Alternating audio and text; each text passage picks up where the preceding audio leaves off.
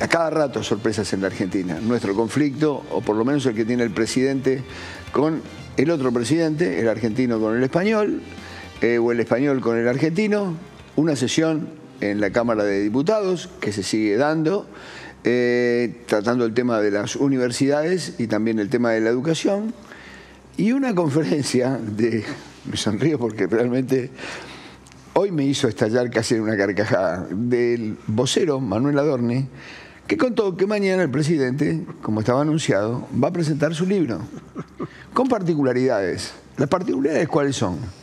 Que, bueno, va a presentar el libro, después va a tener una charla mano a mano con un expert, en lo que él calificó, Milei, por la mañana como un show, y después va a cantar. Bien, yo les quiero mostrar una parte de Milei actor, ¿sí?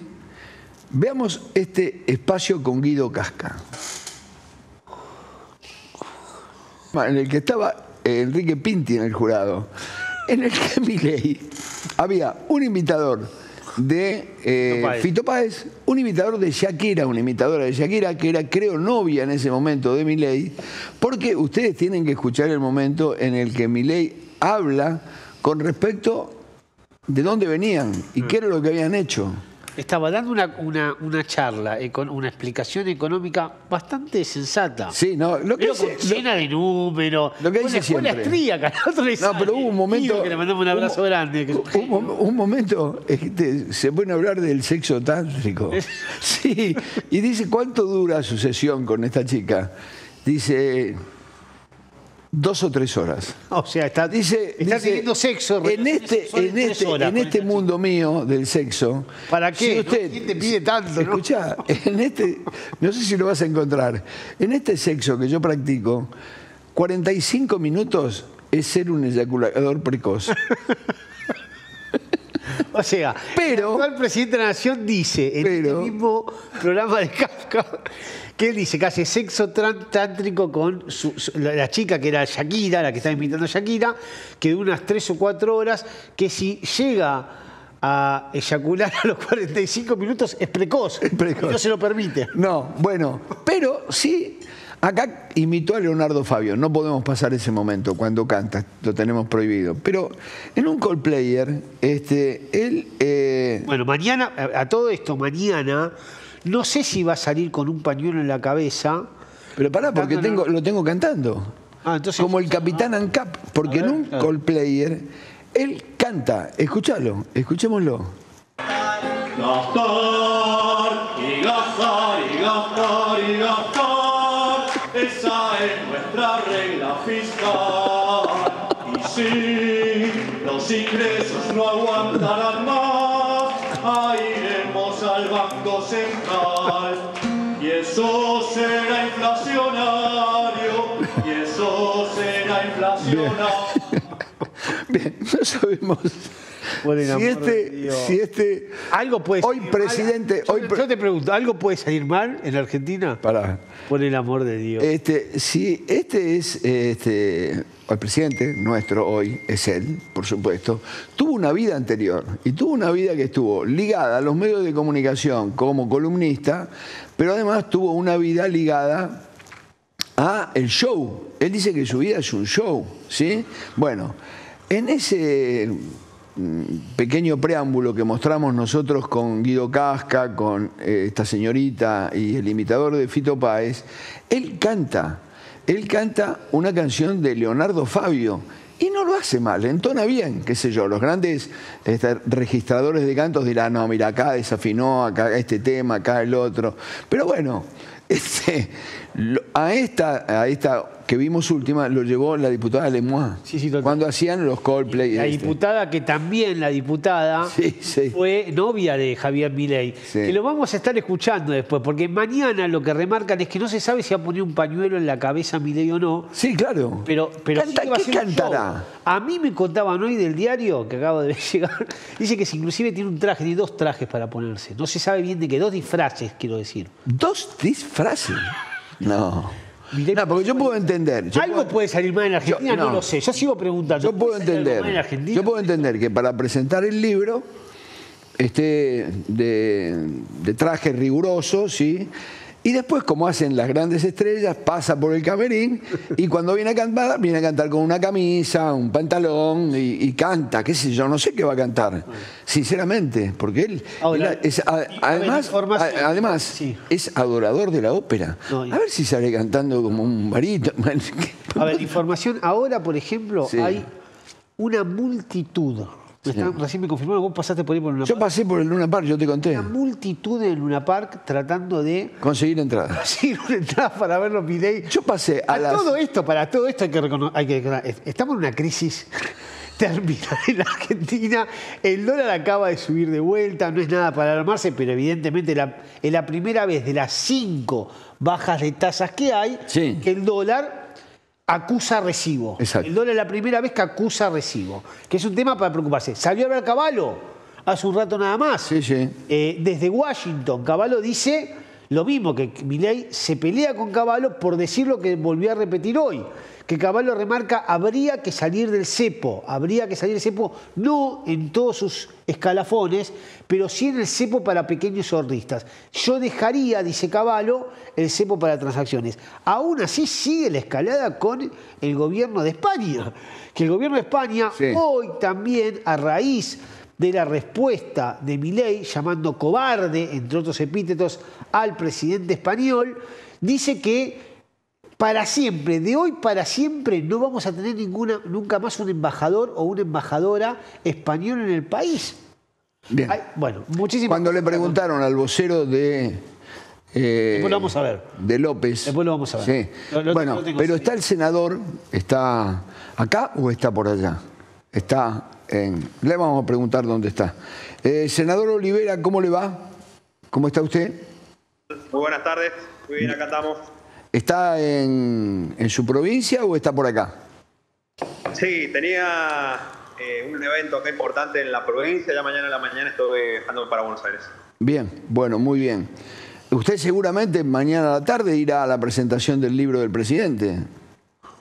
Sí, estamos invitados, tanto los senadores como diputados de la Libertad Avanza, estamos invitados al evento, así que, bueno, mañana hay plenario, vamos a estar ahí en el Congreso y esperemos que se firme el dictamen.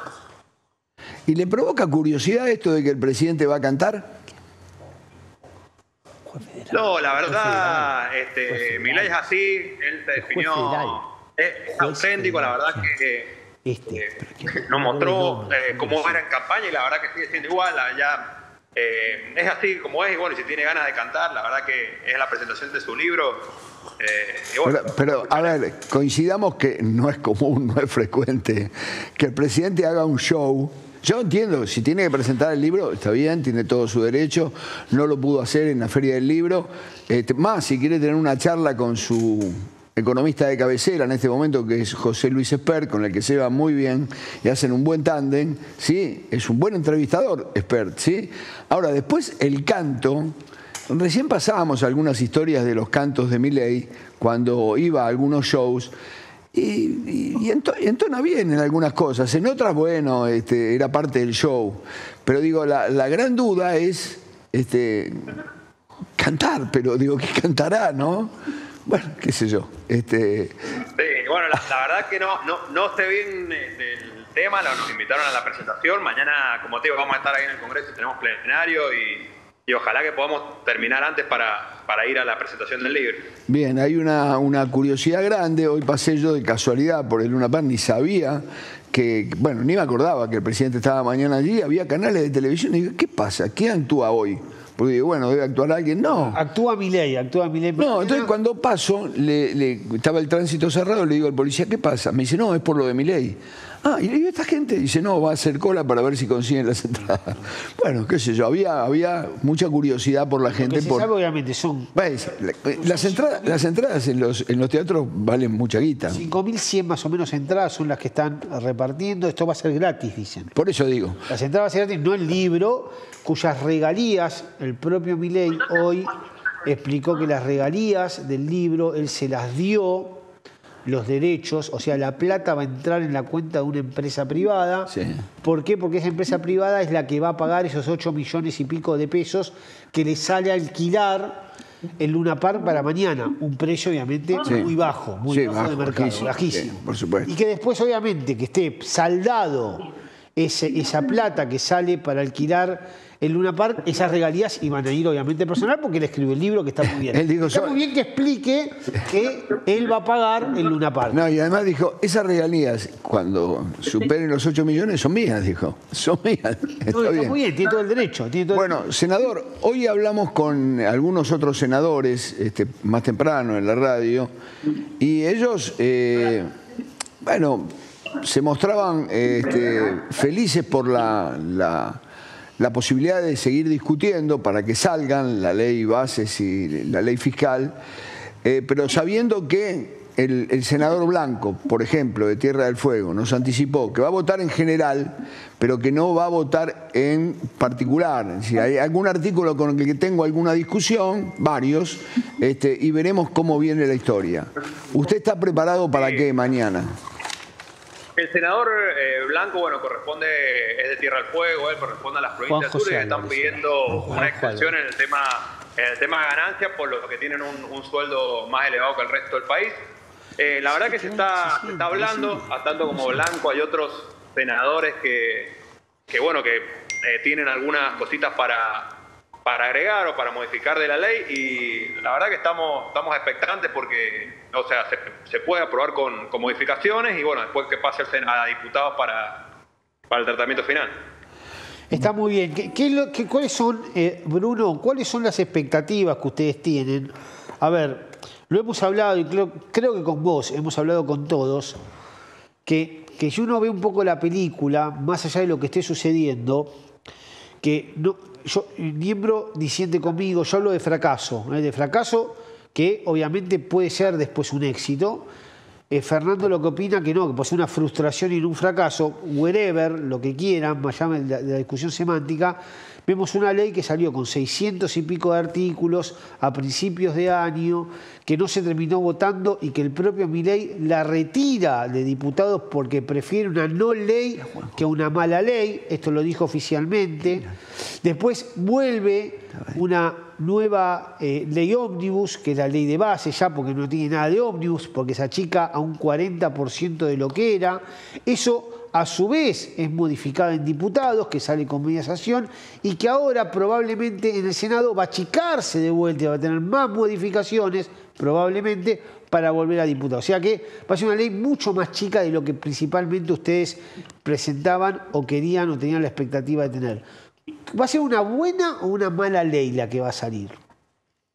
No, va a ser una muy buena ley. Lo que se hizo, se retiraron algunos capítulos que eran lo que traía conflicto y después la ley se dividió. Se dividió ley base y después tenés paquete fiscal. Si sumás los artículos de las dos leyes, tenés 300 y pico de artículos que eran la ley modificada que estaba en diputados esa primera vez que se volvió a comisión. Bueno, ya lo dijo Javier, esta es un primer paso para todas las reformas estructurales que se quieren hacer, y lo que va a hacer es simplificarle la vida a los argentinos. Lo que hace la ley es destrabar la economía, nada más y nada menos. Desregularizar la economía. Pero también es cierto, es cierto que están digamos, inconsistente de mi punto de vista todo, que hasta la semana pasada se peleaban entre francos, que acá a nosotros nos dijo que iba a haber, que era muy probable que no haya 25 de mayo. El propio Adornis y algún ministro más se decir que el 25 de mayo sí o sí se iba a dar. Bueno, finalmente no va a haber 25 de mayo, o por lo menos no se sabe. El Milei dijo que no, va a haber, creo que un acto, remarcan que en Córdoba. En el Cabildo de Córdoba. En el Cabildo de Córdoba, no sé si esa información la tenés. ¿Va a haber finalmente algún acto de ustedes? Siempre desde un principio Javier expresó que para que haya pacto de mayo tenía que estar esta ley base. No vamos a llegar con la ley base aprobada, por lo que el pacto de mayo pasará junio o pasará julio cuando la ley está aprobada. Entiendo que el 25 de mayo va a haber un acto en Córdoba, pero sin el pacto.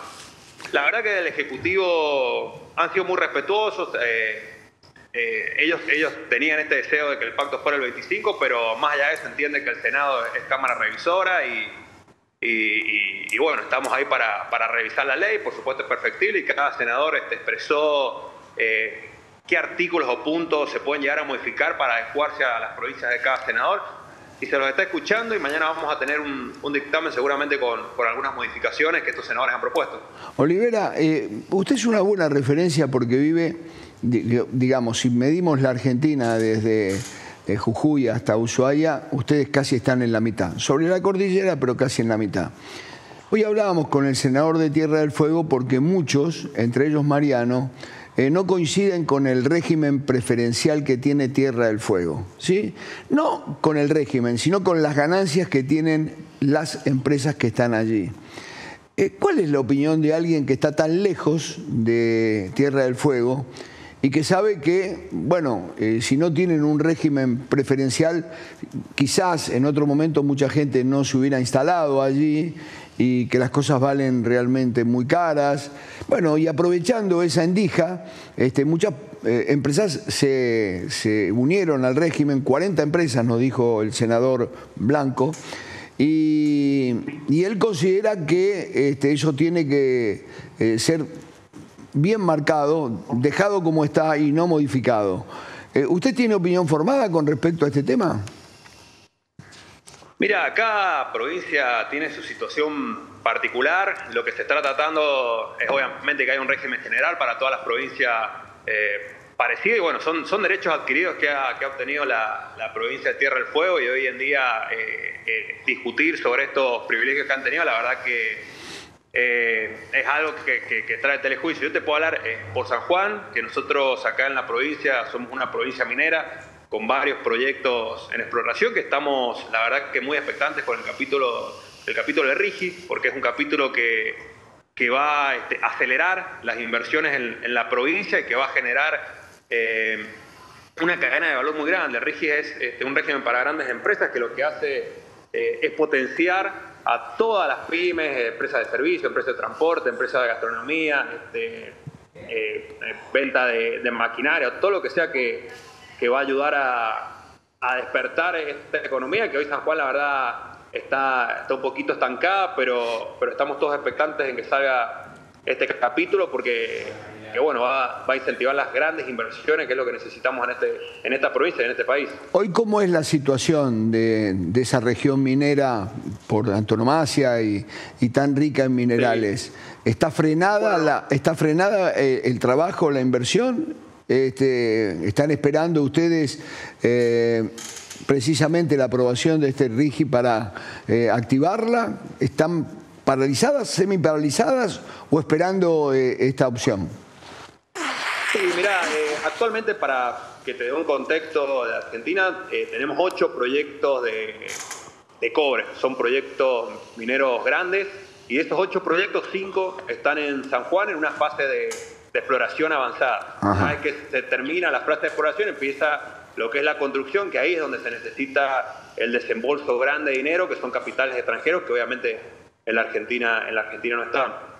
Hoy están expectantes porque la verdad que las condiciones del país no son muy favorables para este tipo de inversiones, que son extracción de minerales a 20, 30 años, y obviamente este tipo de políticas que dan estabilidad a estas inversiones y le dan una cierta certeza al inversor de la rentabilidad que puede llegar a obtener a largo plazo, sin duda aceleran, y por ahí algún grupo inversor que está interesado con este tipo de promociones, bueno, es lo que le falta para terminar de invertir. Justamente en las comisiones que estuvimos la semana pasada fueron exponentes de Chile, y explicaban que ellos también han tenido regímenes de inversión y fueron los que incentivaron a que estas empresas invirtieran en el país. Hoy por hoy es Chile lo que es gracias a la extracción de cobre, así que nosotros obviamente estamos expectantes, y es darle certidumbre al inversor de la rentabilidad que va a obtener en largo plazo. O sea, son proyectos que están invirtiendo durante 5 o 6 años y recién ven los retornos después de todo lo que es exploración, después de lo que es la construcción y la extracción de los minerales, por lo que necesitan esa certidumbre para hacer estas inversiones, que estamos hablando de miles de millones de dólares. ¿Se incrementaría en cuánto el plantel de trabajo, la cantidad de trabajadores con un proyecto de este tipo? No, bueno, mirá, para que te des una idea, un proyecto minero, el campamento que es lo que se denomina a donde está la gente trabajando en la montaña, que es donde se hospedan, alberga alrededor de entre 3.000 y 5.000 personas. ahí permanente. Tienen régimen de, puede ser 15-15, 15-7, o sea, están 15 días en la montaña, 7 o 15, depende de la empresa, depende del régimen que tengan, pero más allá de todo el movimiento que genera de transporte, esta gente tiene que comer, entonces empresas gastronómicas que contratan, y bueno, hay muchas empresas acá que le proveen materiales a la minera para trabajar. Obviamente hay bienes de uso de gran tamaño que se tienen que importar porque no están en el país, pero todo lo demás, tanto metalúrgicas como empresas de venta de herramientas y equipamiento, se potencian de una manera, la verdad, muy fuerte, porque encima la mayor de las mineras tienen acá lo que se llama un concepto social, que es, la gente que les permite hacer este tipo de trabajo. Entonces, toda la mano de obra y todas las cosas se contratan de empresas locales acá de la provincia. Senador, dos cositas. Estoy justo recibiendo algunos mensajes que después le quería comentar algo. Información de mañana. El gobierno preocupado por el tema de la suba del dólar. Con eso, que es la primera vez que el dólar, repito, acusa recibo de lo que son las bajas de interés. Que todos decimos, ¿qué pasa con los pocos argentinos que ahorran? ¿A dónde va ese dinero? Claro. Porque pierde con inflación, evidentemente. Está claro que ahora se está yendo lentamente al dólar. Sin dudas, sin dudas. Senador, le pregunto esto. Vamos a compartir una foto, que a ver, Jimmy, no sé si la tenés ahí o los chicos, porque hubo un cambio de estrategia, esa es la pregunta. Ahí estamos viendo a lo que es el cambio de estrategia para la negociación del Senado. Como se empantanaba la negociación, estamos viendo a Nacho Torres, que es el gobernador del Chaco. De Chubut. De Chubut, sí. Sí, está la senadora Elizabeth también. Bueno, ahí los estás viendo. Y senadores, obviamente, de esa época, con la propia vicepresidenta de la Nación. ¿Por qué? Porque le fue Francos a pedir el jueves pasado, nosotros estamos acá en el aire, que justo dijimos nosotros, está Franco yendo a ver a la propia vicepresidenta para esto, para que empiece de alguna manera a entrometerse, a ver, a empujar, a colaborar para que pueda salir la ley lo mejor que se pueda.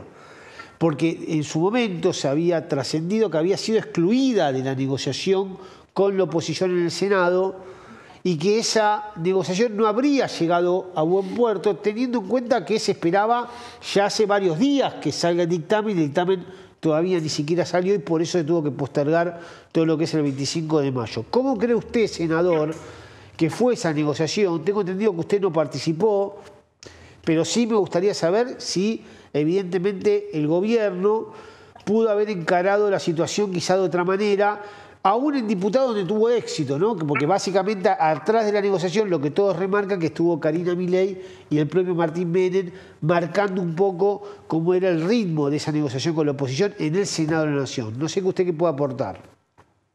Sí, a ver, ahí estamos viendo a la senadora de Chubut, forma parte de las provincias del sur. Ellos obviamente están peleando por el tema de ganancias, al tener, como te explicaba, al tener unos sueldos más altos que el resto de la Argentina, agarraría al mayor número de trabajadores, por lo que ellos lo que quieren es una extensión a las provincias del sur, o sea, elevar este mínimo no imponible para que no enganche todos. A ver, en el sur tenemos petroleras que tienen sueldos bastante más elevados, entre otras empresas. También hay empresas de gas, bueno, está Vaca Muerta, y bueno, los sueldos son más elevados por las condiciones del trabajo que tienen.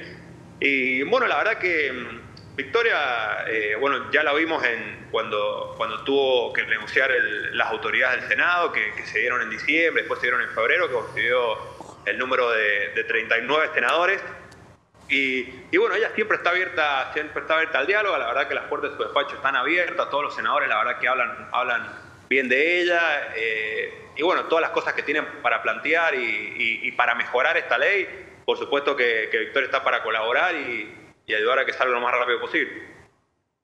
Bien, teniendo en cuenta que hoy sorprendió a la oposición en diputados con una reunión que, bueno, quebró un poco el deseo del gobierno que no se hiciera, pero que creo que no va a tener éxito porque cuando se vote no van a conseguir el número suficiente, porque el PRO y la Libertad Avanza, mientras mantengan esa unidad, van a rechazar esto que se está en este momento, para mí, con mucho tino, que es charlar sobre el tema de la educación. Yo creo que es un tema que es imprescindible que tratemos.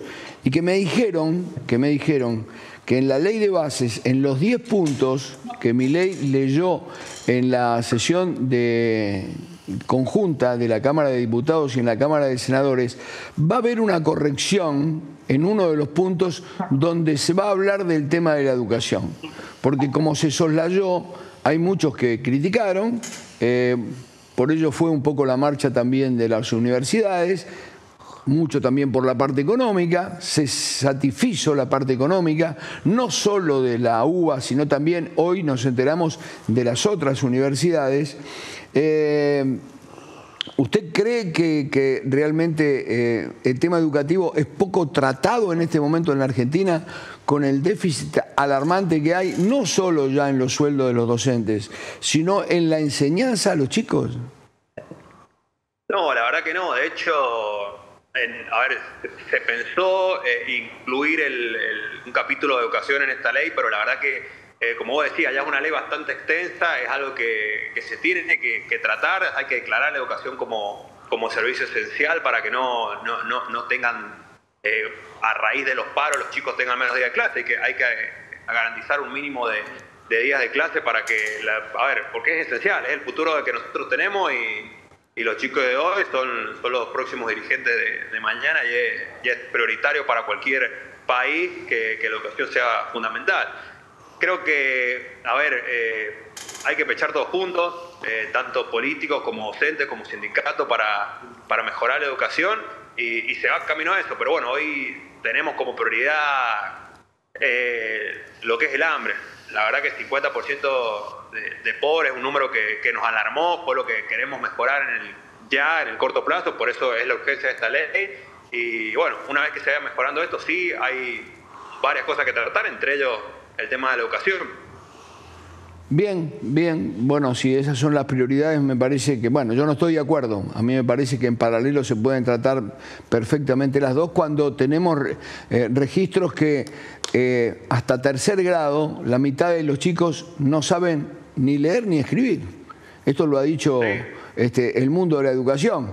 Digo, es tan importante la falta material, es decir, la comida, como la falta intelectual. Porque a un chico le podemos dar de comer, pero si no le damos una educación de calidad, va a salir alguien que no va a... Sin lugar a dudas, pero de hecho cuando se plantea lo del Ministerio de Capital Humano, está planteado porque vos primero tenés la nutrición del chico y después educación, porque vos no podés educar a un chico que está mal nutrido. Es fundamental el tema de la nutrición para después el tema de la educación. Por eso es el tema de prioridades y después, bueno, obviamente insertarlo en un mercado laboral.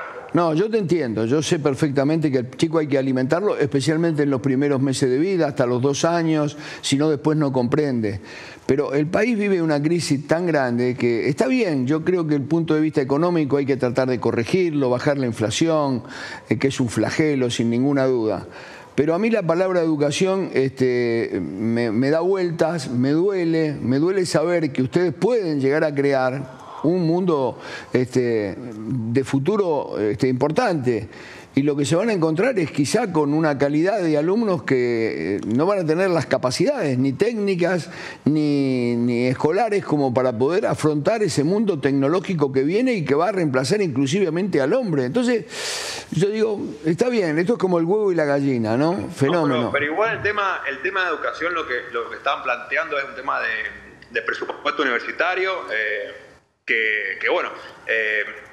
de hecho, creo que han vuelto a subir los presupuestos. No, correcto. Se trabó el tema de la universidad y obviamente el tema de la ley de presupuesto de educación es para que ya dure y no tengamos estos problemas en un futuro. Pero hoy está solucionado el tema del presupuesto. Quizás no supe explicarme. De lo que hablo es de la calidad de la educación. No, porque sin lugar a dudas. Los pibes no los entienden a los maestros o... los maestros no entienden a los chicos. Entonces hay que ponerse de acuerdo con respecto a... yo creo que la educación debe ser determinada por los mayores, no por los chicos. Si fuera por los chicos seguramente estarían con el teléfono permanentemente en la mano jugando a otra cosa. Pero esos chicos necesitan recibir una educación de calidad entretenida, ¿sí? Que realmente les enseñe. Y hoy, por los registros que tenemos, podría darle muchos más registros, Es alarmante lo que pasa, tan alarmante como que le falte un bocado dentro de un rato cuando tengan que cenar.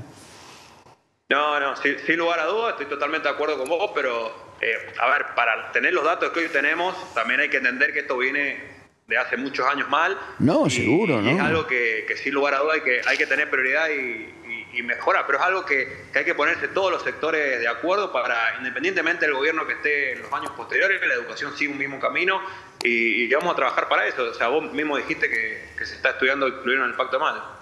Bueno, amigo, le mandamos un abrazo. Muchísimas gracias por atendernos. No, gracias a usted por la comunicación. Que siga muy bien. Allí en San Juan, el senador charlando con nosotros, teniendo en cuenta que primero dice bien, ¿sí? Primero alimentemos y después todo lo demás.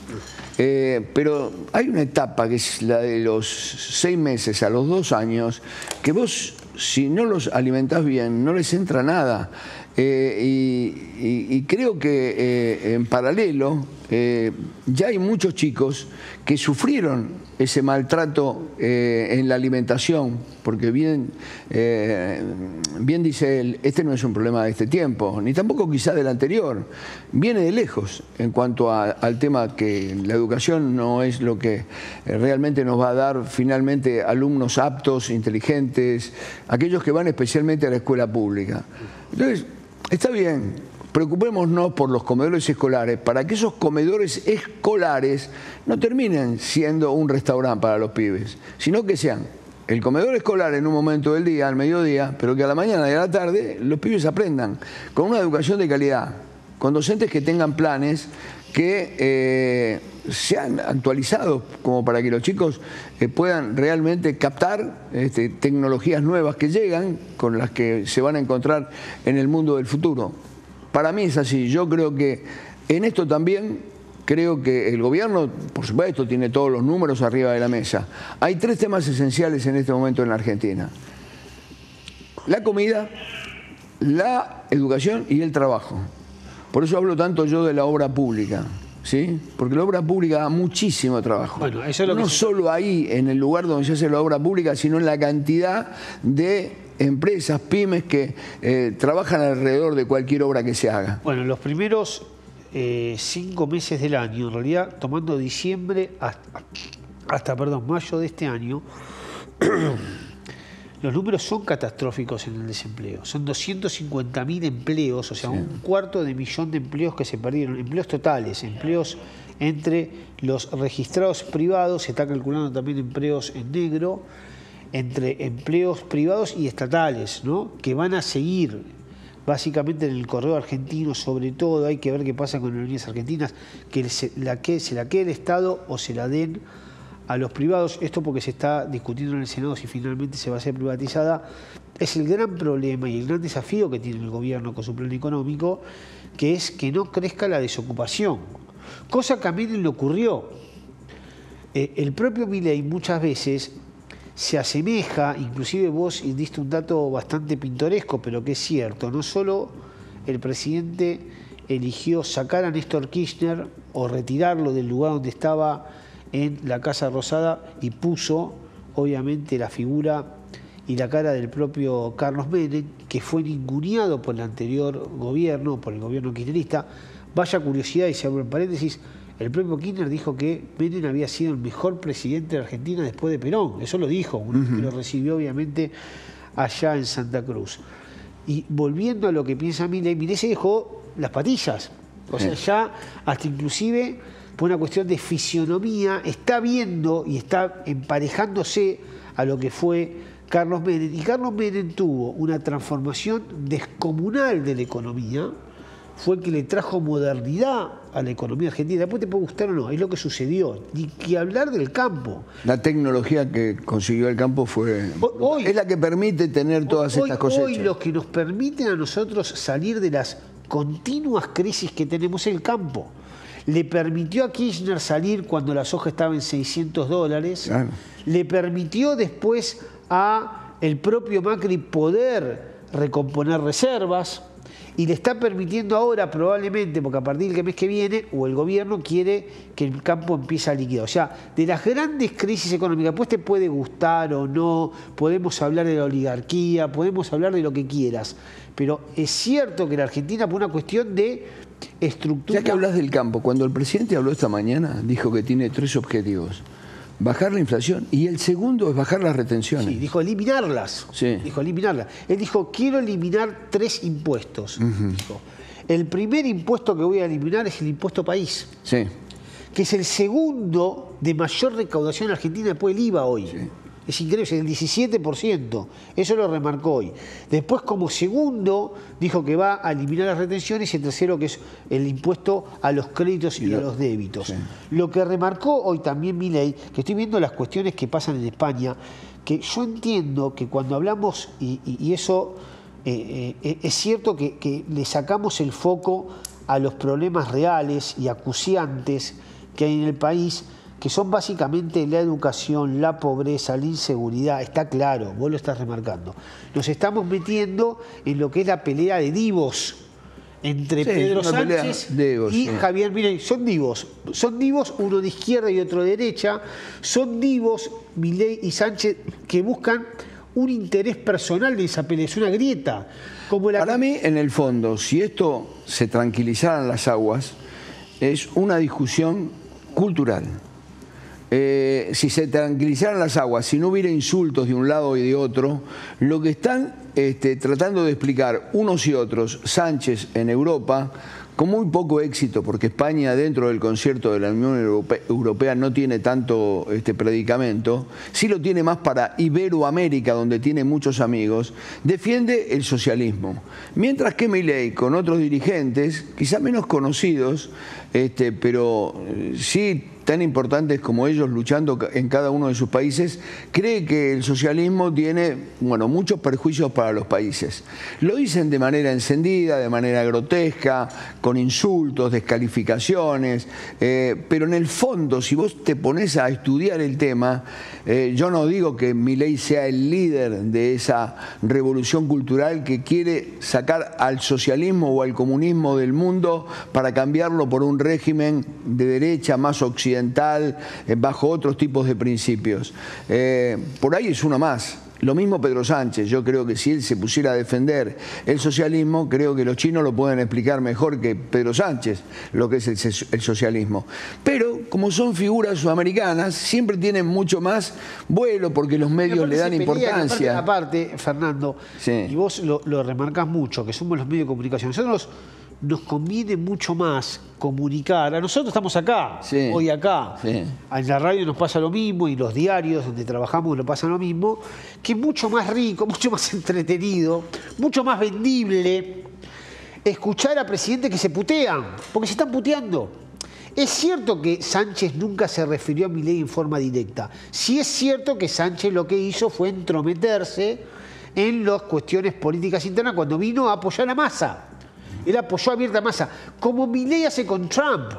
Milei también se entromete en la política de Estados Unidos porque hay 2 candidatos fuertes, que es Biden, buscando su reelección, y Trump, que arrasó en las internas del Partido Republicano, y el propio Milei, que salió a decir que él quería que Trump gane. ¿Podemos seguir en un minuto? ¿Cómo no? Porque un periodista de Misiones, Fernando Rumi, que estuvo hoy con nosotros en la radio, Misiones, ¿no?, que es de La Voz de Misiones, periodista del diario, hoy se paró en la ruta, tuvo el gesto para charlar con nosotros y ahora está en un corte y nos va a dar... Que no en esa ruta, porque hay una ruta nacional, la 12, donde los docentes están parando. Y ojo con esto, porque hoy Patricia Bullrich estaba analizando, no sé, chicos, que tenemos algo abierto acá. No, es que está pidiendo salir. Ah, perdón. Fernando Rumi está allí. Fernando, sí, te escuchamos.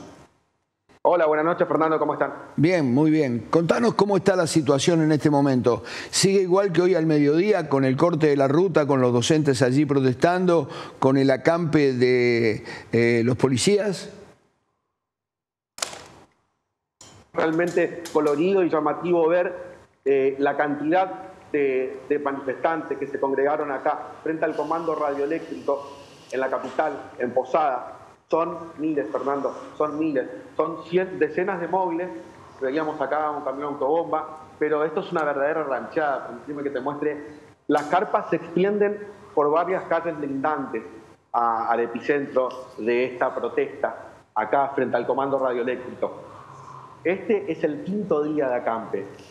Un acampe que empezó la semana pasada, primero en la jefatura de policía, una manifestación que encabezaban oficiales de personal retirado y familiares, pero que el jueves tomó mucho más impulso cuando fueron los del servicio activo quienes encabezaron acá, insisto, frente a la sede del comando radioeléctrico, el corte de la avenida y una verdadera situación de crisis que se vive desde entonces. Bien, nos decía uno de los policías que estaba en el acampe, uno de los delegados que estaba en tratativas con el gobierno, que si bien hay un acampe de policías con sus familias allí en Misiones, la seguridad pública se mantiene, es decir, que los patrullajes en la ciudad se mantienen. ¿Es así? Sí, absolutamente. Como muestra de eso, durante el fin de semana se desarrollaron algunos eventos importantes.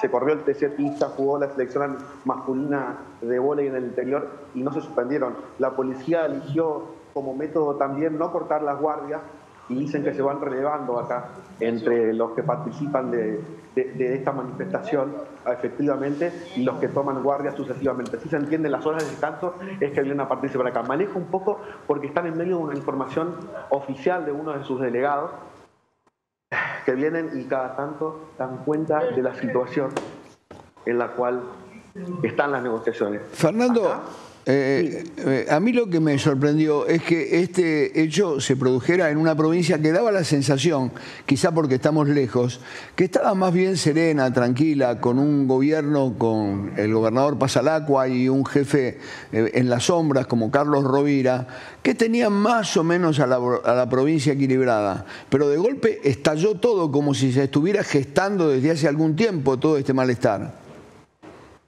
De alguna manera, la crisis económica general acá en la provincia pudo haber afectado de manera especial.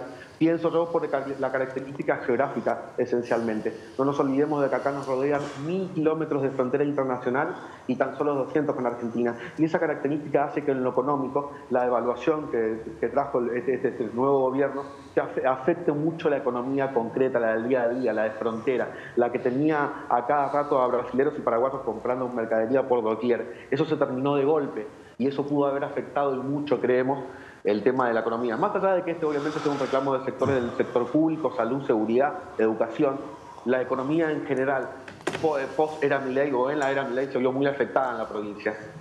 Hasta hace poco los argentinos cruzaban para ir a comprar al exterior y volvían con mercadería y ahora ya no,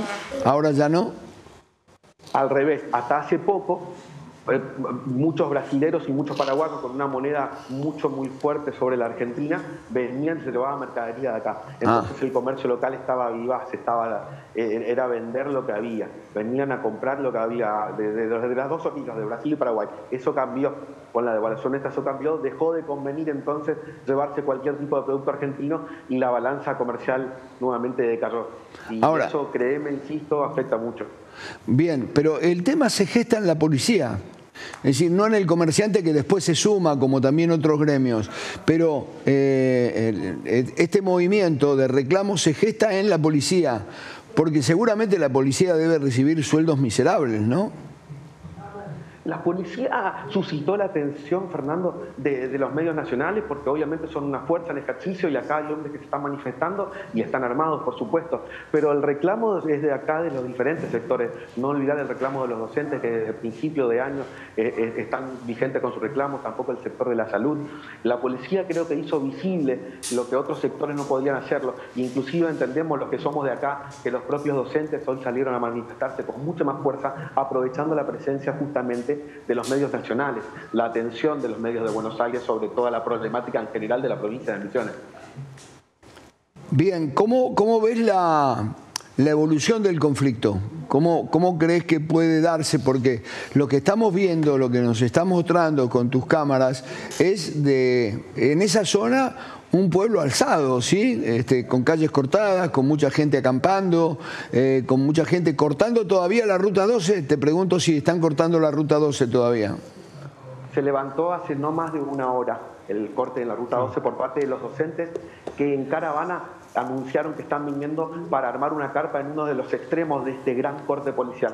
Así que imagínate la magnitud que va a tomar esto tan solo en unos minutos. Lo anunciaron hace un rato, se levantó el corte y en caravana esos docentes que estaban a la altura de una ciudad próxima, Candelaria, donde te contábamos hoy en la radio, estábamos yendo, están viniéndose acá. Así que lo que se espera, Fernando, para cerrar es de mucha atención, porque no nos olvidemos de que se conformó un comité de crisis presidido por la ministra Bullrich y el gobernador local Hugo Pasalacqua, que ese comité de crisis dispone de centenares de efectivos de fuerzas federales que ya estuvieron el domingo metiendo presión en este corte, y el peor de los temores es que finalmente se dé curso a la orden de desalojo vigente que ya existe, dictada por un juez penal local para desalojar, como decimos, este corte. Así que lo que se viven son horas de tensión, no sabemos si se juega al desgaste, el cansancio de esta gente que hoy por hoy está más firme que nunca en una protesta que cada vez crece más y más. Muy bien, Fernando, te agradezco mucho la gentileza, sé que estás trabajando para tu medio allí. Muy amable y nos encontramos en cualquier momento. Muchas gracias. Buenas noches. Interesante, bien, ¿no? Docentes con 250.000 pesos de básico, los que menos cobran en el país. También es cierto que eso no les da derecho, como somos una cosa... A cortar. Bien, eso lo hablábamos hoy. Está hablando el presidente Milei. A ver, vamos a ver. Está hablando, el presidente Milei está hablando en un foro de inversores, ¿sí? A ver qué está diciendo. Esto es en vivo, en directo, ¿sí? Se esperaba, pasaron... Ahí está. A ver, pasaron varios funcionarios. Sí, ahí está el presidente. Ustedes deciden invertir y entonces pasan la producción del presente al futuro, por ejemplo. Es decir, la tasa de interés existe independientemente de que exista el dinero. Existe porque existe el tiempo. Y además, la tasa de interés no es cualquier cosa. En realidad, la tasa de interés básicamente es el precio relativo de los bienes presentes en términos de los bienes futuros. Eso es la tasa de interés. Por eso es cuando, en algunos textos, no en todos, cuando ustedes pueden determinar la tasa de interés, que también se llama tasa de interés vixeliana, está determinada por la interacción del ahorro y la inversión. Ahora, ¿qué es el ahorro? El ahorro es el consumo futuro. Entonces, cuando la tasa de interés sube, significa que los bienes presentes son más caros que los bienes futuros. Por lo tanto, ¿ustedes qué van a sustituir? Consumo presente por consumo futuro. Por eso, cuando la tasa de interés sube, el ahorro aumenta. Al mismo tiempo, si la tasa de interés bajara, significa que los precios futuros son más altos que los presentes. En ese contexto, ¿qué le convendría hacer a una empresa? En lugar de vender hoy, vender más mañana. ¿Eso cómo se llama? Ese paso de la producción de hoy al mañana. Eso se llama inversión. Y ahí ustedes tienen las tradicionales curvas de ahorro creciente en tasa de interés, de inversión decreciente en tasa de interés, y esa interacción determina la tasa de interés. Y la tasa de interés es un mecanismo de coordinación intertemporal que no tiene nada que ver con la existencia del dinero. Por lo tanto, digo, cuando encuentren un economista que agarre y le pone la tasa de interés y el ingreso, desconfíen, porque es un burro. Primer reflexión sobre esto. Ahora, por lo tanto, digamos, o sea, cuando yo armo las funciones de exceso de demanda, si tienen todos los precios presentes y todos los bienes precios futuros, eso, digamos, va a ser un modelo de equilibrio general y de características intertemporales. Y básicamente lo que ustedes van a encontrar en el equilibrio, que es cuando la tasa de interés sea la misma para todos, entonces el modelo ahí queda macheado en términos presentes y futuros. Ahora, y eso, digo, puede ser de vuelta, sin que exista dinero, no necesito que haya dinero. Ahora, el dinero existe por otra cosa, no, digamos, para determinar tasa de interés. Básicamente, la economía de trueque tiene dos problemas. El primer problema que tiene es el de la doble coincidencia. Es decir, supongamos que yo, no sé, quiero comprar pan, pero no hay ningún panadero que quiera comprar mis servicios de economista. Bueno, quizás compró mis servicios indirectamente votándome para presidente. No sé qué intercambio hubiera preferido. Al margen de eso, bueno, si vivía del Estado, seguramente que no. Le estoy saliendo muy caro. Entonces, en ese sentido, ¿cuál es el problema? Yo tengo que encontrar a alguien, un panadero que me quiera vender pan a mí y a cambio que yo le dé charlas de economía. Lo cual, digamos, eso digamos, es un poquito complicado, y más en una sociedad extendida. Y aún así hay un problema que cuando resuelvo el problema de la doble coincidencia, tengo otro problema que es el de la indivisibilidad. Porque yo quizás necesito solamente 1 kilo de pan, o sea, yo no voy a dar una charla de economía por 1 kilo de pan. Entonces ahí aparece una indivisibilidad. Y lo que le daría de una charla para, digamos, ese kilo de pan, digamos, no le sirve para nada tampoco, digo, porque ese bien tiene esa indivisibilidad. Entonces, en una economía que aparecen estos problemas, se empiezan a perder muchos intercambios y el nivel de bienestar cae sustancialmente. A partir de eso, digamos, el hombre no se puso a llorar, o, digamos, a ver que me arregle la vida el Estado. No, no. El hombre creó el dinero. ¿Qué es lo que descubrió el hombre? Que había bienes que se intercambiaban mucho más que otros.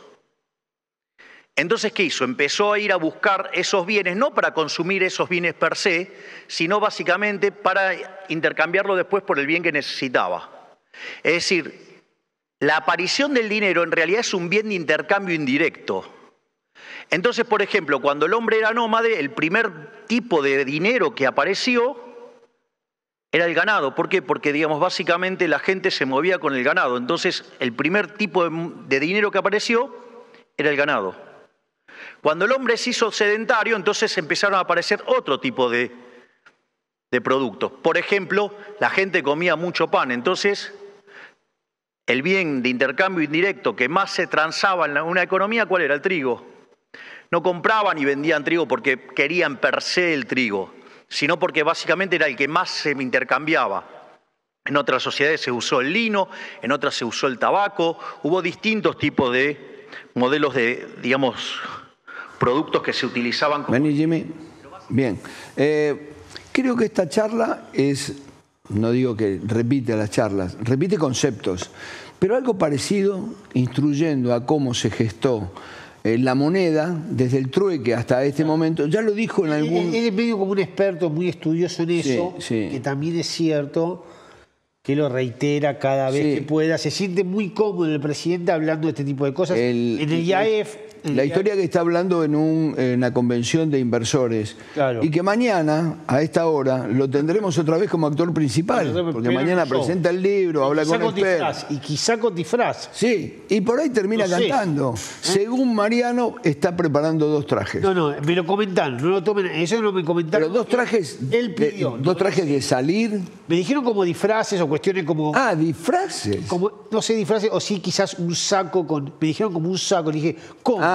Y era un saco un poquito más llamativo. Con brillantes, una cosa por el estilo, como si fuera un actor. No sé, yo digo lo que están preparando. Ahora, te digo sinceramente, si el discurso que dio en la reunión de Vox recorrió el mundo, lo de mañana es un acontecimiento. Primero va a ganar el rating en esa franja en todos los canales de la Argentina. Y después va a ser un acontecimiento mundial, mostrando al presidente. Milei es una cosa increíble. Milei es alguien disruptivo de verdad.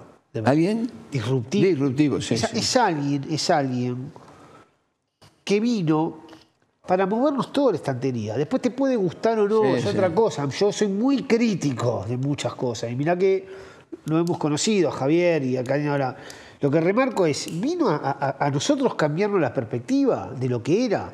Tenemos a la expresidenta Cristina Kirchner que todavía se sigue preguntando cómo hay gente que lo sigue apoyando. Nosotros también, pero evidentemente por el desastre que ustedes dejaron. Siempre remarco lo mismo yo, ¿no? ¿Por qué hay policías? ¿Por qué existe la policía? Porque existen los ladrones. Claro. Si no hubiese ladrones, no habría policías.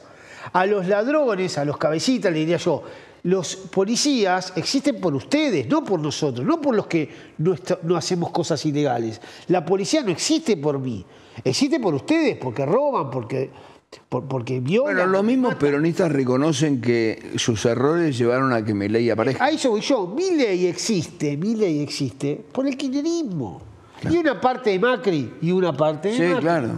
No, pero existe por el kirchnerismo. Milei es una construcción del kirchnerismo. No hubiese habido un Milei en la Argentina que todos los días nos sorprende, para bien o para mal, siempre sorprende para bien, aún los que creemos que el rumbo más o menos creemos que hay que sincerar las cosas, ordenar la economía, no a costo de los jubilados, como hace Milei, en buena parte también con lo heredado. Lo que estoy remarcando es que este Milei, esta construcción de un presidente que putea a otros presidentes y se pelea con España y que sale a cantar y que sale antes de cantar sale a hablar y dar una clase magistral que las que daba Cristina Kirchner, porque Cristina Kirchner también le gustaba dar clases magistrales. Recordemos de dónde venimos. Esta es una construcción del kirchnerismo.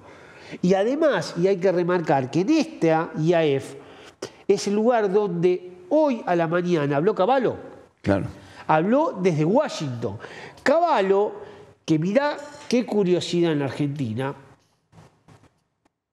si hay un economista, si hay un profesional que Néstor y Cristina Kirchner tenían como consultor extraordinario de su trayectoria política, fue Domingo Cavallo. Néstor Kirchner lo elogiaba a más no poder. Néstor Kirchner, hasta último momento, es el que él decía que no había que salir de la convertibilidad de Cavallo, como todo el mundo. Después terminó explotando. Previo a Milei, que está charlando y cerrando este congreso, o reunión o conferencia, habló el ministro de Economía. El ministro de Economía habló Caputo. en ese Caputo, dijo, volvió a negar que el dólar esté atrasado. Dijo que salir del cepo en enero hubiera sido una calamidad y que hacerlo ahora sería inapropiado. Dijo que la recuperación va a ser en B corta. En B corta, vuelve a decir. En B eso. corta. Bueno, Milei lo dijo ayer, el tema de que los salarios reales y las jubilaciones le están ganando a la inflación, cosa que a mí me cuesta entender. Hoy hablábamos con Enrique Seuach, que es alguien muy interesante, te puede gustar o no, pero es alguien que en general ha sido equilibrado. Muy competente. Enrique es muy competente. Enrique, lo hablamos hoy a la mañana en la radio donde estamos con Fernando, en Radio Colonia, y él nos remarcaba esto de que está agarrado con prisa, que el presidente diga que los salarios reales ganan inflación, es porque está atrasado, porque vos el salario que recibís hoy es la inflación pasada, y la inflación de hoy quizás es un poco menos, pero te vuelvo a repetir, es una cosa... Repito, y con respecto a los jubilados hay un 35%. Los jubilados perdieron por van a saber cuándo lo recuperan. Por choreo. Lo que han hecho todos los gobiernos, han choreado a los jubilados, que los choreó el primero que fue el propio Néstor Kirchner, cuando metió 4 millones de personas que no habían aportado. Claro. Esto hay que remarcarlo, no hay que tener miedo al decir. Más palabras de Caputo. La gente aguanta el ajuste porque entendió. También habló sobre una recuperación en B y negó un atraso cambiario. Bueno, el atraso cambiario es lo que... Y consideró que salir del cepo en este momento sería inapropiado. Es lo que le contesta Cavallo. Hoy tuvimos de todo en IAF. IAF, repito, que es un lugar donde suele haber los inversores de la Argentina, empresarios muy importantes, inclusive algunos españoles en IAF que habían firmado antes de ayer una carta en rechazo a las declaraciones de Milei, miren lo que es el mundo, ¿no?, contra el propio presidente español. Hablando de lo que vos decís, de que Milei es alguien que vino a cambiar todo, dice, lo que hicimos nosotros no se hizo en 100 años, porque era difícil que la sociedad lo aguante. Hoy la gente dice que puede aguantar. Eso sí es cierto, es una locura. Hasta la propia Cristina Kirchner se pregunta, bueno, mírense al espejo, ¿no? Vean lo que dejaron, vean el país. Por eso la gente aguanta. Porque aún cagándose de hambre, ellos tienen más expectativa de lo que pueda venir sin saber si le va a ir bien o mal, pero lo que no quieren es volver al pasado. Lo que le contesta a Cavallo, que pidió una salida para las clases más débiles, los pequeños ahorristas, la salida del cepo, dice... no tiene fecha la salida del cepo. Bueno, siempre pensamos que se tenían que cumplir 4 cosas. El ancla fiscal, normalizar el flujo y el stock y mantener una relación razonable entre reservas internacionales y pasivos remunerados. Caputo le está respondiendo lo que hizo Milei la semana pasada de forma mucho más cruda, a mi juicio quizá maleducada, como es Milei, de ahora meterse contra el propio Cavallo, contra varios economistas que están diciendo, Broda es uno de ellos, que son en general economistas tan ortodoxos como Milei, tan liberales como Milei, que vienen remarcando que hay que salir del cepo. Cavallo lo acaba de decir en el mismo lugar donde está Milei ahora hablando, que es en IAEF. Cavallo hoy temprano dijo y volvió a repetir que hay que salir del cepo. Acá dice él, mal, ¿no? Nos dicen que no sacamos el cepo, un poco dirigido a lo que está contando Mariano de Cavallo. Si no sacamos el cepo del día 1, esto hubiera sido, si lo hubiéramos sacado, esto hubiera sido un desastre. Y solo lo sacaríamos hoy, si lo sacaríamos hoy, sería inapropiado. Pasamos de la calamidad a la situación inapropiada, lo que dice que va camino a sacar el cepo sin fecha. El gobierno por lo menos sabe, y esto sí hay que respetarlo o mirarlo, interpretarlo, que el gobierno sí sabe, que eso es positivo, que no hay recuperación económica sin salida del cepo. No existe. Esto lo sabe, el propio Milei lo dijo ayer. No hay B. Primero, la B es difícil saliendo del cepo. Mira vos, no va a ocurrir. Justo estaba leyendo ese tramo. El presentador le dice, bueno, hablemos de la recuperación económica, ministro. Y dijo, claramente va a haber una B corta. Yo soy súper optimista, veo una B corta. Ya hay indicios de recuperación claros. Se están recuperando las jubilaciones, tema discutible, recién lo discutías. Las asignaciones las hemos subido a un 208% con una inflación desde diciembre hasta hoy del 118%. Esto es lo que vos decís que no ve y seguramente los jubilados tampoco lo ven. Los salarios se están recuperando. De enero a hoy el salario privado ya se recuperó. Ministro, no sé, ¿eh? Ahí la verdad que me parece que tenemos alguna discusión. Podemos tener una discusión técnica y él por ahí me gana. No, te la va a ganar, porque él que te va a decir. Claro. Es cierto que bajó la inflación está bajando y hubo acuerdos salariales para los que trabajan en blanco, ministro, y el presidente, que son la mitad de los laburantes. Que es cierto que vas bajando la inflación y que algunas paritarias pueden ganarle el último mes, pero no en lo que corre del año. Ya perdieron este año, jugaron ni que hablar. No hay que en esto mentir a la gente. Y no va a haber B. Y esto, obviamente, digo porque lo veo y porque evidentemente la inmensa mayoría de la gente dice, puede haber una recuperación porque fue tal la caída de la industria y la caída de la construcción, fue tal el año pasado. Aún así, este año, como nos dice Enrique Soera, vamos a estar teniendo recesión y la economía va a perder ¿cuánto? 3 puntos, 3 puntos y medio. Sí, él cree que va un poquito más de 3 puntos vamos a perder, aunque ganemos 5 el año que viene. Aunque podamos ganar 5 y venimos también de recesión, que hay que remarcar a los kirchneristas. Dice que venimos de recesión del año pasado con la maquinita. O sea, Massa nos metió la maquinita y no ayudó en nada porque hizo más pobreza, más desempleo, o el desempleo de alguna manera puedo aceptar que se mantuvo, pero hubo a trabajadores más pobres y más recesión, o sea, no ayudó. El consumo de la platita, el plan platita, se fue todo a dólares. Bien. Pero como el gobierno lo tenía pisado, el gobierno anterior, teníamos el dólar en 1.500. ¿Qué más dijo el ministro de Economía antes de que hablara Milei? Dice, cuando viajamos con Milei al exterior, los inversores nos preguntan por qué ahora es diferente y por qué tenemos que creer en ustedes.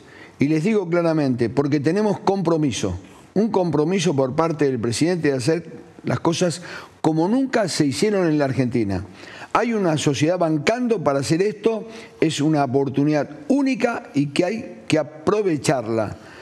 Es clave que el presidente sea economista, le dice a los inversores que cuando han viajado ahora a España o a Estados Unidos y creo que también a Israel, les preguntaban sobre las posibilidades.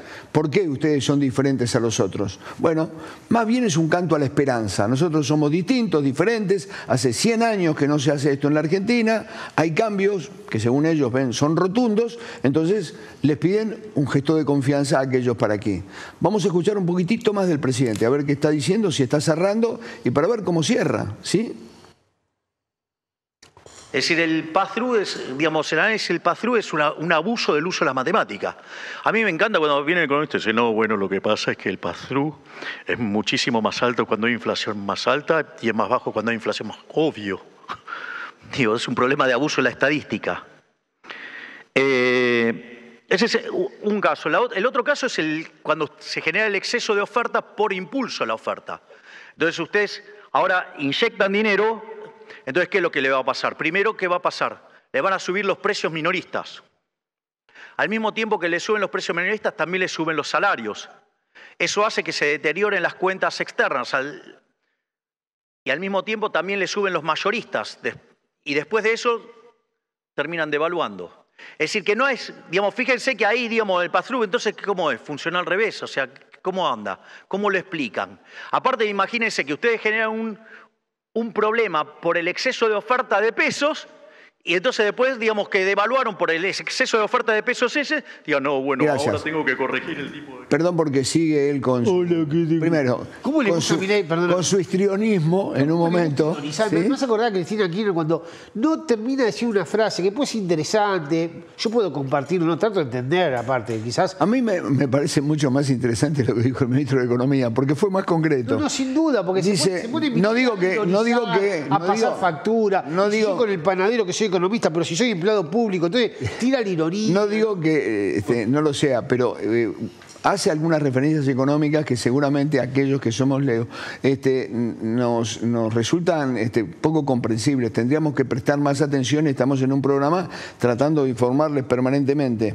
Dice, le consultan al ministro de Economía sobre la posibilidad de frenar las tarifas en invierno. El ministro, ojo que se viene un invierno muy frío, pero muy frío. Este sábado la temperatura va a ser de las más bajas del año. Dicen que el sábado podría nevar. Y que puede ser... Algún meteorólogo, charlando en la radio, hoy me lo desmintió. Dijo que sí va a nevar en Bariloche, en Comodoro Rivadavia, en Sierra de la Ventana, ¿y si nieva? Pero no en el Gran Buenos Aires. ¿Y si nieva? ¿Y si nieva?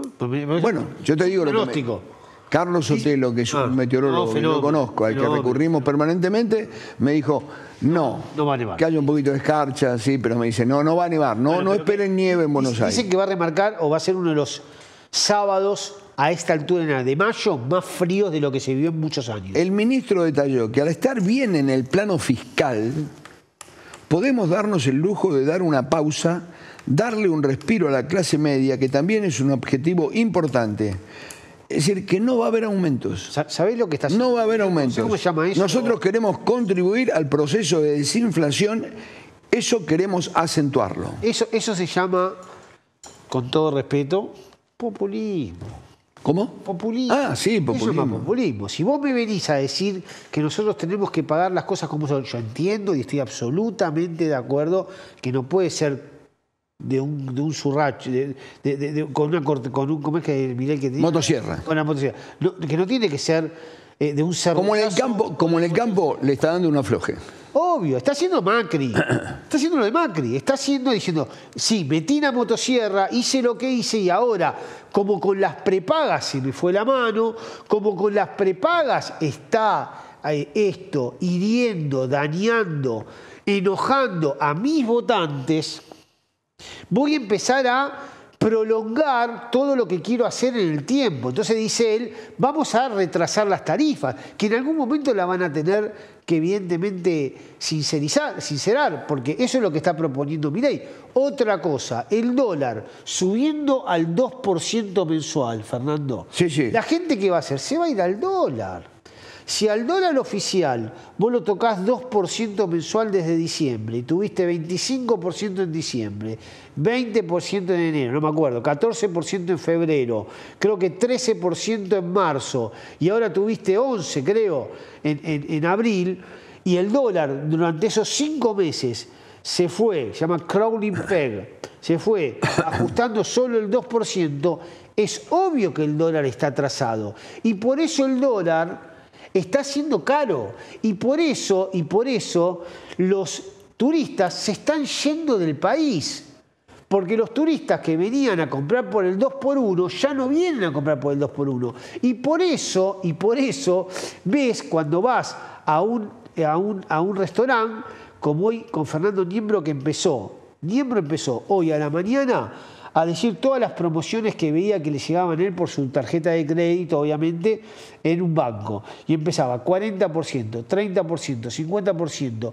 en cada uno de los lugares, que eran lugares en general de clase media para arriba. ¿Qué pasa? A esos lugares iban los turistas. Correcto. Y a esos lugares los turistas no van más. Y los dueños de esos lugares que habían tocado los precios abusivamente, un plato de, ¿cómo se llama? Pastel de papa, 40.000 pesos, un plato de pastel de papa, 40.000 pesos, obvio que no van a tener lugar. ¿Por qué? Porque el turismo no está para pagar eso ahora, porque parece caro. Hoy 40.000 pesos para cualquier turista del mundo, un europeo, un chileno, un brasileño. Ni te digo un argentino. Ni te digo un argentino. Por eso estoy remarcando lo que está sucediendo. Él se llama crawling peg. ¿Qué dice el presidente? Con sentido común, que es un gran debate. Dice, si el dólar blue no me sube, ¿por qué yo tengo que devaluar? Claro. Porque yo digo, si ustedes dicen que el dólar está atrasado, el blue, que estaba hasta la semana pasada en 1.000 mangos o en 1.090, debería empezar a subir. O casualidad, empezó a subir. Hoy terminó a 1.230. A ver un poquitito. Ya 1.200 gambas es un tema. A ver un poquito más de Milei, más de cosas concretas, de como hizo el ministro de Economía, más de lo que la gente entiende. A ver, presidente. Nosotros y la convertibilidad, porque básicamente la convertibilidad, es cierto, bajó la inflación más rápido que nosotros. Ese es un punto, yo no lo niego. Pero básicamente pasaron algunas cosas en el medio. Antes de la convertibilidad hubo dos hiperinflaciones. La de Alfonsín, qué hijo de puta, más o menos 5.000% de mayorista, y la de Menem, después del plan Mungibor y el plan Herman, no sé cuántas versiones hubo. Hubo dos hiperinflaciones. Eso no es menor, porque eso lo que hace es destrozar los agregados monetarios. Por lo tanto, o sea, cualquier esquema que ustedes fijaran del tipo de cambio, ¿qué pasa? Ustedes tenían un montón de demanda de dinero para adelante, con lo cual, digamos, esa propia dinámica de la demanda de dinero los iba a poder ayudar a anclar el nivel de precios, al margen de que fijaron el tipo de cambio. Ese es el primer punto. El segundo punto es, una de las cosas que nosotros estamos haciendo, y parece que muchos se les pasa por alto, es que nosotros estamos estabilizando sin violentar los derechos de propiedad.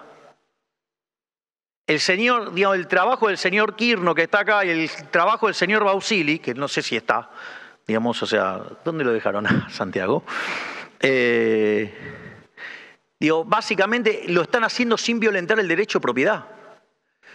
Porque quizás no lo recuerdan, eran chicos, pero hubo algo que se llamó Plan Bonex. Y de hecho, una sarta de mentirosos econochantas se la pasaron diciendo que nosotros íbamos a expropiar. Y lo más interesante es que estamos tardando más en la estabilización, básicamente porque hemos decidido no expropiar.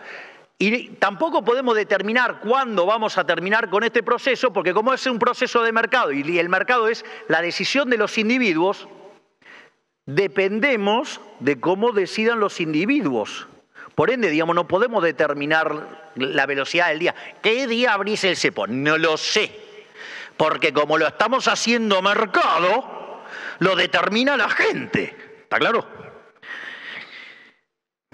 Y además, tampoco fijamos ningún precio. Bien, es realmente un showman. Es un showman. Hay un tema que tiene que ver con... Claro, ¿no? Está claro a quién le está tirando los... Sí, a Caballo. ¿No? A Caballo, claro. A Caballo, que hace un ratito habló ahí. Desde Washington. Bien. Y volvió a repetir que hay un tema que tiene que ver... Y se metió hasta con la convertibilidad. Sí. ¿No? Sí. Bueno. La convertibilidad cambió muy rápidamente los ejes de la inflación, pasó a 0, 1 o a menos, en algún caso menos de 1. Hay un tema estético que le aconsejaron a Milei, que cuando vaya a un lugar que organiza él o se organiza en la Argentina, el salón tiene que estar oscuro. Y la luz tiene que reflectar sobre él. Mirá. La figura tiene que ser él. Y todo lo demás tiene que estar en oscuro. ¿Para qué? Para que se evidencie que quien tiene la atención no es el que por allí está comiendo caramelos y distrae, tose y está lejos, sino él. Fijen todos los que están allí. Mañana me parece que va a pasar exactamente lo mismo. Todo oscuro, el Luna Park, que va a estar repleto. Los que me contaban que es todo oscuro. vaya a saber qué tono utilizan, pero va a haber seguramente un atril como este, aunque yo creí que iban a hacer a lo americano, o como hacía Macri, redondo para hablar a todo el mundo. No, bien, va a ser nada más que entonces un atril como este, o un escenario un poco más grande, porque va a estar expert, y la luz reflejada sobre él. Mirá lo que estamos hablando, de luz, Fernando, de luz. La estética. Es muy importante para él la estética. Digo que no, lo interesante es lo que produce este tipo. Entonces, quiero decir dos cosas. Una cosa es, voy a tratar de ser lo más equilibrado posible. Una cosa es decir, cuando habla él y da argumentos económicos, puede dar argumentos de cualquier cosa. Como no lo entendés, puede decirte él puede sacar de la galera argumentos de cualquier cosa para justificar cualquier cosa que hace y la gente no va a entender un soroco. Pero va a decir, no, habla como un economista, es la verdad. Sí. Pero puede tener argumentos de cualquier disparate, puede meterse con la convertibilidad y habrá otro economista que le diga con otros argumentos todo lo contrario de lo que dice él. Claro, porque ¿qué pasa? La academia tiene también varias formas de mirar la economía y la biblioteca también tiene tomos de todos los colores. Hoy, cuando hablamos, todos los días, hablamos con todos los economistas del país, aquí o en la radio, cada uno te lo explica a su manera. Están los que adhieren a los conceptos de Milei, que él además adhiere a una escuela que es muy antigua, como la escuela austríaca, y que él quiere imponer después de 200 años en este país. Mirá que todo cambió. Además, me vas a acordar del kirchnerismo. Digo, con esto se van a enojar mis amigos kirchneristas. Pero la verdad... te voy a preguntar por el kirchnerismo. Quiero saber qué pasó con Espinosa. Ahora te voy a hablar, pero déjame cerrar con esto que me parece interesante, que es... Básicamente, porque el kirchnerismo, a ver, el gobernador de la provincia de Buenos Aires, que hoy estuvo con Espinosa apoyándolo en el medio de lo que es la denuncia por abuso sexual, después te voy a contar, hoy hace un ratito estuvo repartiendo patrulleros, el gobierno kirchnerista dejó de medir la pobreza porque era etiquetar a los pobres. Claro. A ver, y decir, no podemos, flaco. Y decía no, y reformulaba el INDEC con Moreno, porque decía que una cosa... O sea, y daba argumentos. Moreno cuando habla, también es un tipo que te da cuestiones técnicas. Y te convence quizás. Y hasta quizás te convence. Pero puede decir tantas boludeces, Moreno, como las que dice Milei ahora con el solo hecho de argumentar. Hay argumentaciones para todo. Lo que yo estoy pidiendo son resultados. La única verdad es la realidad, son los resultados. Cuando el kirchnerismo dejó lo que dejó y el desastre que dejó, todos los argumentos de Cristina Kirchner, evidentemente son argumentos que son falaces. Si a Milei le va mal todos estos argumentos, ¿Milei qué va a decir? Si no va en B, acordate lo que dijiste hoy, ¿eh? Hoy, lo que dijo el ministro. Hoy es 20 de mayo, 21. El ministro de Economía. Hoy es 20 de mayo. Lo dijo en ese lugar. Bueno, hoy acordate, no va a haber en B. ¿Y qué va a decir ahora? Va a tener otra biblioteca, el propio Milei y el propio Caputo, para decirte por qué no hubo B. Porque nos van a seguir mintiendo, me dicen, che, la verdad no se equivocó. Bien, bueno, lo dice. Me parece que abundamos en Milei. Abundamos en Milei, ¿sabes por qué? Porque mañana tendremos un programa dedicado a Milei. Déjame cerrar con esto, nada más, dame 3 minutos más. ¿Qué es esto? Estamos hablando de Milei como antes hablábamos con Cristina. Es cierto eso. Es lo disruptivo. El mundo, hoy me contaban, un alemán que habla muy bien español, que nosotros tenemos para consultarlo de cosas del diario. Dice, ¿ustedes no tienen idea de lo que es Milei? No tienen... Como, la repercusión alcanzada por él. Como no entendíamos lo que era Maradona. Mi hijo dice, ustedes no entendían a Maradona lo que era, que después nosotros entendimos Maradona.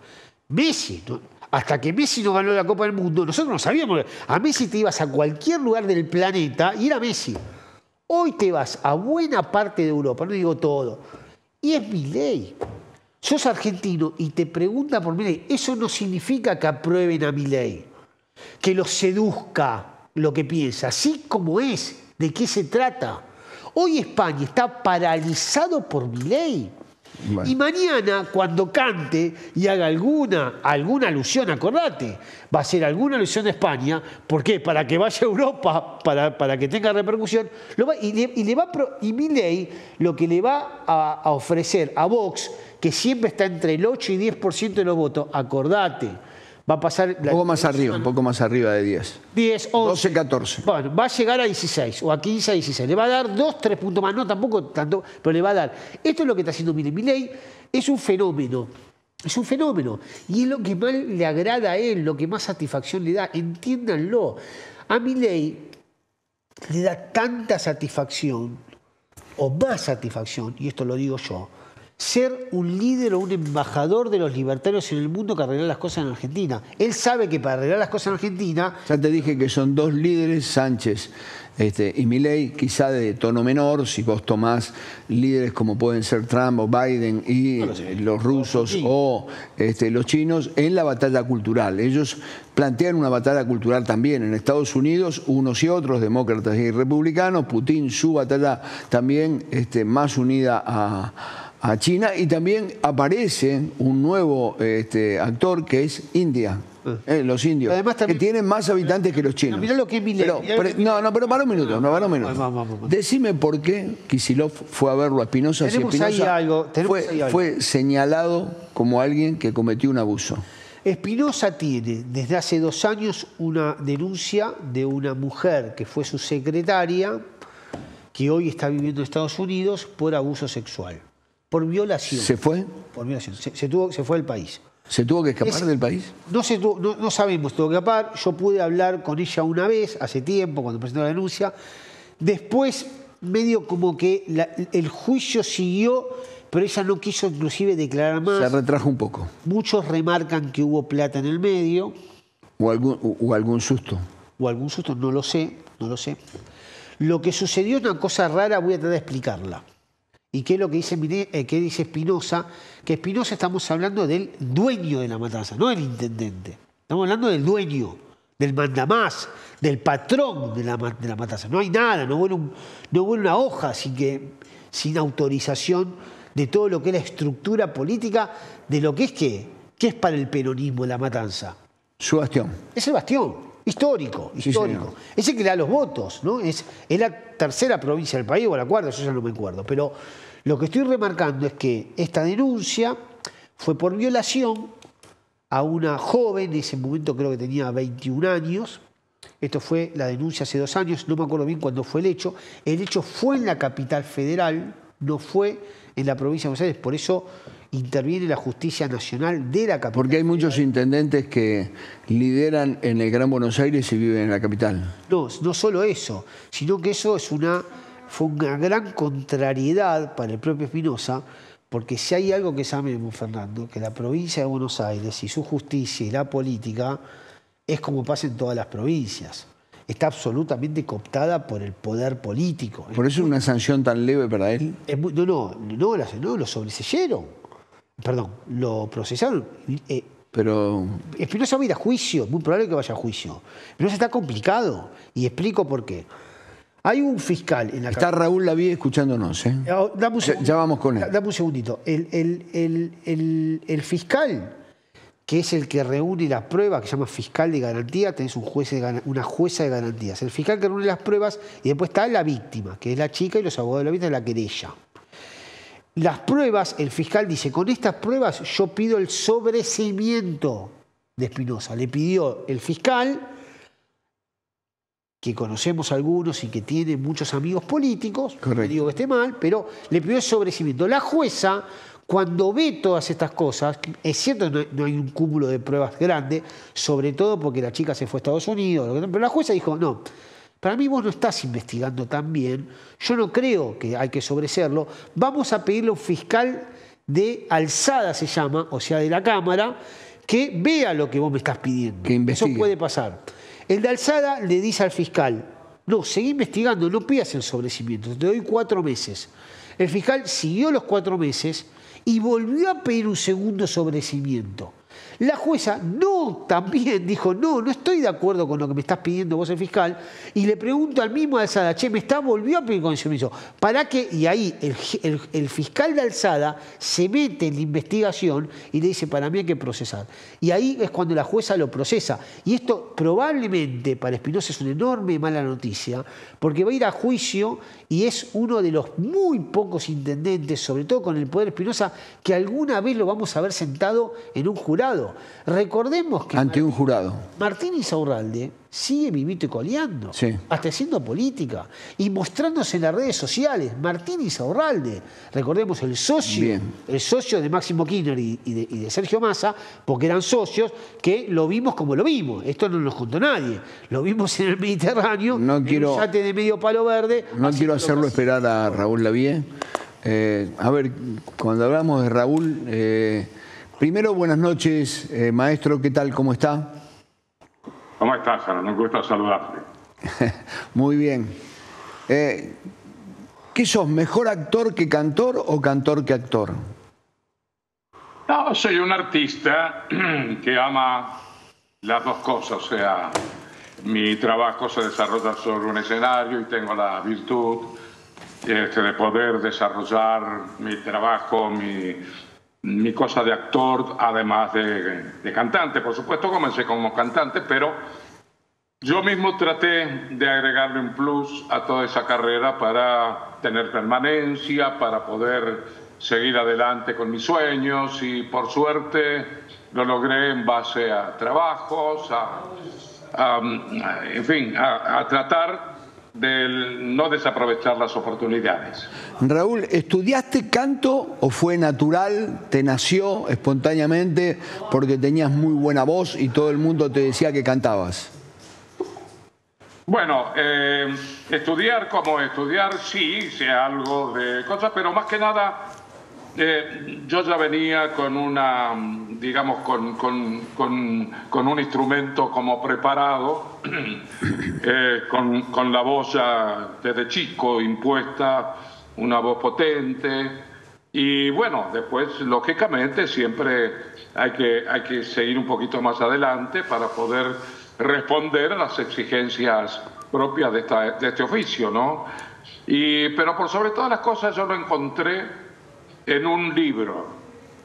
O sea, por eso lo digo siempre, que aprendí a cantar con un libro y aprendí a crecer intelectualmente con ellos, con los mismos, con los libros. Yo tuve que empezar a trabajar a los 12 años cuando terminé de la primaria para ayudar a mis abuelos y ayudarme a mí mismo, y no pude seguir una carrera como a mí me hubiera gustado, porque me interesaba mucho conocer y aprender. Lo hacía en el colegio primario.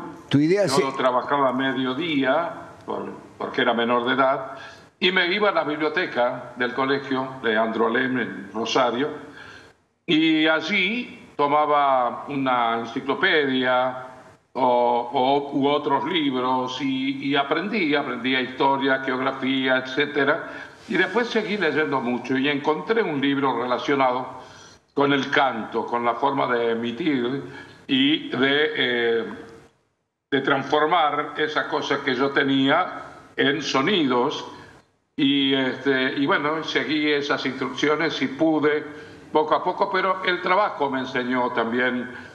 Porque yo empecé a los 14, a los 15 ya me hice profesional y seguí adelante tratando de crecer como cantante. Y bueno, pude hacerlo, y cuando llegó un momento dije, bueno, ahora tengo que agregarle un plus a este comienzo de esta vocación, y quise ser actor, lo tenía también en las venas, y comencé a golpear las puertas y pude en el 65 hacer mi primer trabajo teatral en el Teatro San Martín con Locos de Verano. Y después ahí vinieron otras pruebas, otras cosas. Bien. Que me permitió también crecer como actor. Después vino el cine.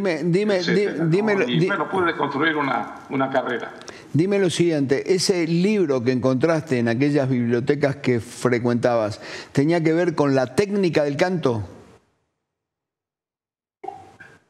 Bueno, en principio yo comencé con una enciclopedia. Tenía 13 años cuando empecé a ir a esta biblioteca, que se llamaba El Tesoro de la Juventud. Con eso comencé, digamos, a aprender geografía, historia, sí, claro, y todo lo relacionado. Sí. Yo tenía, por suerte, una buena escritura, ya que me gustaba dibujar y pintar, y tenía una hermosa letra comprensible, y también eso me ayudó mucho.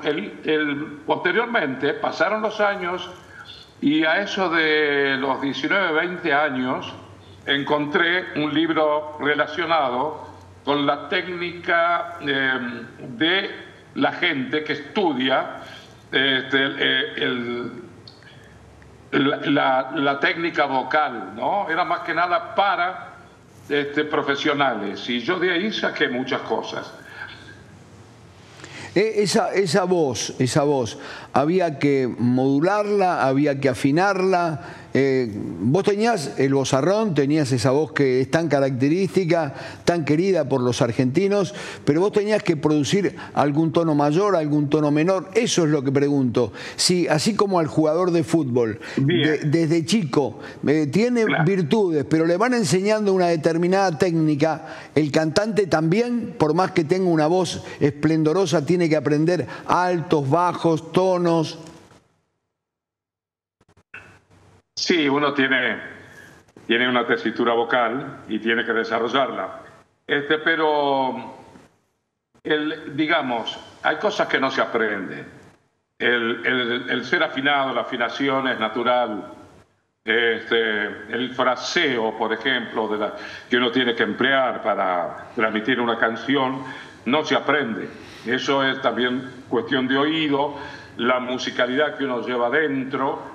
Todo ese tipo de cosas lo hacen posible.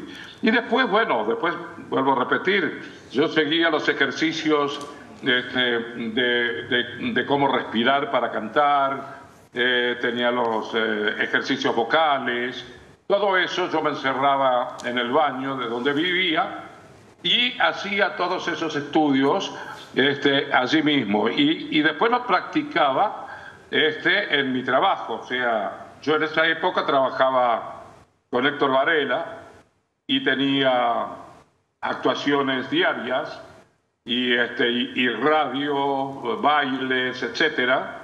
Y bueno, toda esa técnica que iba incorporando la ponía a disposición en mis trabajos, a desarrollarla en mi trabajo. Y bueno, fui creciendo y poco a poco también se fue asentando mi voz. Pero vuelvo a repetir, yo venía dotado de un oído musical importante que me permite jugar un poco también con la música, con las melodías, Héctor, en fin, todo ese tipo de cosas que hoy la gente me conoce perfectamente. Nombraste a Héctor Varela y los jóvenes quizás no saben quién es. Tenía una gran orquesta Héctor Varela, ¿no? Estoy hablando del año 57. Sí. 57. Había un gran despliegue de orquestas importantísimas en la Argentina, sobre todo, y en Buenos Aires. Y entre ellas estaba Héctor Varela, que era el éxito de la juventud en esa época. Claro. Y vendía muchísimos discos.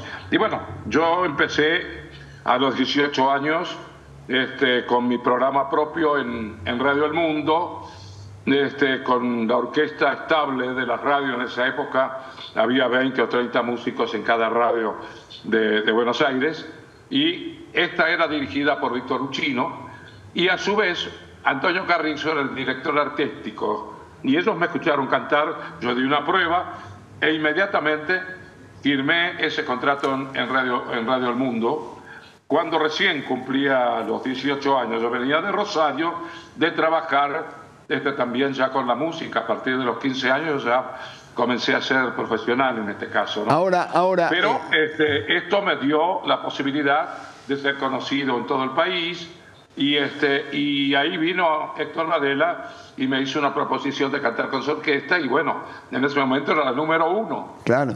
Y lo hacía en los Toros Tango Club, hacía un cabaret, hacía bailes, por supuesto, recorrimos muchas ciudades del país, y eso me hizo muy popular. Y después vinieron las otras cosas. Eso te iba a decir. En fin, todo lo que me sirvió Raúl, para hacerme cada vez más conocido. Y hasta hoy ya llevo 72 años de cantarle a 5 o 6 generaciones de argentinos. Y parece mentira, pero hoy estoy viviendo una realidad que me llena de satisfacción, de orgullo, de alegría. La siento como una cosa muy generosa que me está pasando, con ya muy afirmado en esto, con el público, que me dispensa todo su afecto, su cariño, su respeto. Así que estoy muy feliz con la realidad que estoy ejercía la medicina relacionada. ¿Y vos formabas parte de ese grupo? ¿Ahí cantabas tango? ¿Eras el que...? O sea, canté de todo y sigo haciéndolo. Yo soy un cantante popular y amo la música. La música no tiene desde que comencé cuando era chico, por supuesto. ¿Eso hizo que te invitaran a Broadway a cantar en un momento determinado que no era un...? Yo, por ejemplo, cuando hice El violinista en el tejado, vino el presidente de la DAIA. Que, bueno, algunos no tienen trabajo, pero otros sí lo tienen. Deben fijarse en tu ejemplaridad, porque sos un hombre que tiene la edad que tiene, que ha pasado por todo lo que pasó, con todos éxitos permanentemente, y eso se debe a la constancia, no solo a tus cualidades como actor y tus cualidades también para cantar. Pero no importa, supongo que me estás escuchando. Sí, te estoy escuchando y te estoy agradeciendo que hayas estado con nosotros y que para mí, y yo creo que para muchos argentinos, además de ser un cantante, quizá el mejor, un actor de los mejores, sos un ejemplo para los argentinos, porque a los 86 años decís, en enero tengo 25 trabajos que hacer en Japón, y hay algún chico hoy que no quiere mover la cámara de aquí para allá y dice, uy, qué trabajo mover la cámara de allá. No, extraordinario, Raúl. Te voy a despedir con un aplauso, ¿sí? ¿Puedo? Un fuerte abrazo. Es mi vida y agradezco a Dios esta posibilidad de seguir brindándome al público que lo necesita tanto. Sí, muy bien. Muchas gracias. Y saludos a tu familia. Ha sido un gusto escucharte. Chao, querido. Muy amable. Bien. Una figura central de la cultura argentina, Raúl Lavie, sin ninguna duda.